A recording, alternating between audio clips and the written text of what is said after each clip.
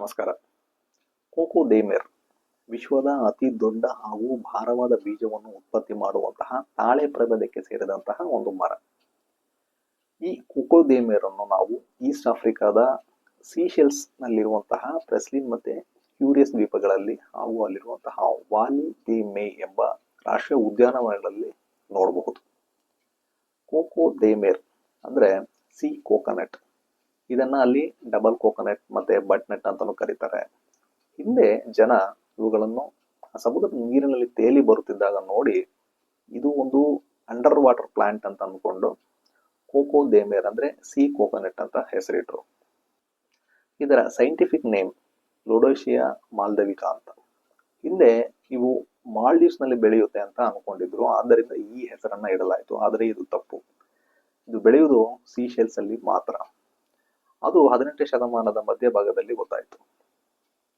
ಈ ಕೋಕೋ ದೇಮೆರ್ ಸುಮಾರು 110 ಅಡಿ ಎತ್ತರಕ್ಕೆ ಬೆಳೆಯಬಲ್ಲದು. ಅದರ ಗರಿ ಏನಿದೆ ಅದು ಸುಮಾರು 10 ಮೀಟರ್ ಅಂದ್ರೆ 30 ಅಡಿಯಷ್ಟು ಲೆಂತ್ ಇರುತ್ತೆ. ಇದರ ಒಂದು ಲೈಫ್ ಸ್ಪ್ಯಾನ್ ಏನಿದೆ ಅದು ಸುಮಾರು 250ರಿಂದ 800 ವರ್ಷಗಳು ಅಂತ ಹೇಳಲಾಗ್ತಾ ಇದೆ. ಅದೇ ರೀತಿ ಇದರ ಲೈಫ್ ಸೈಕಲ್ ಕೂಡ ತುಂಬಾ ಲೆಂತಿ. ಅಂದ್ರೆ ಒಂದು ಬೀಜ ಮೊಳಕೆ ಹೊಡೆದು ಬರೋದಕ್ಕೇನೆ ಒಂದು 2 ವರ್ಷಗಳಾಗುತ್ತೆ. ಅದು ಮೆಚೂರ್ ಆಗೋಕ್ಕೆ 25ರಿಂದ 40 ವರ್ಷಗಳು ಬೇಕಾಗುತ್ತೆ.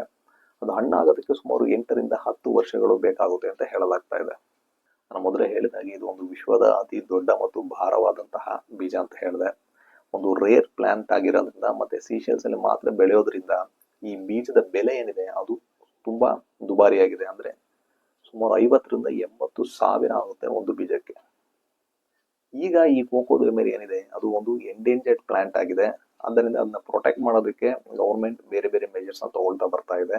ಈ ಬೆಳೆಯನ್ನ ಬೆಳಿಬೇಕಂದ್ರೆ ಸೀಶೆಲ್ಸ್ ಗವರ್ಮೆಂಟ್ ಇಂದ ಲೈಸೆನ್ಸ್ ಅನ್ನ ತಗೊಳ್ಬೇಕಾಗುತ್ತೆ. ಇದನ್ನ ಹೆಚ್ಚಾಗಿ ಫುಡ್ ಆಗಿ ಯೂಸ್ ಮಾಡ್ತಾರೆ, ಮತ್ತೆ ರೇರ್ ಆಗಿ ಟ್ರೆಡಿಷನಲ್ ಮೆಡಿಸಿನ್ ಆಗಿ ಕೂಡ ಅದನ್ನ ಯೂಸ್ ಮಾಡಲಾಗ್ತಾ ಇದೆ. ಈ ರೀತಿ ಒಂದು ರೇರ್ ಪ್ಲಾಂಟ್ ಆಗಿರುವಂತಹ ಈ ಕೋಕೋ ದೇಮೆರ್ ಬಗ್ಗೆ ಇದು ಒಂದು ಸಣ್ಣ ಮಾಹಿತಿ.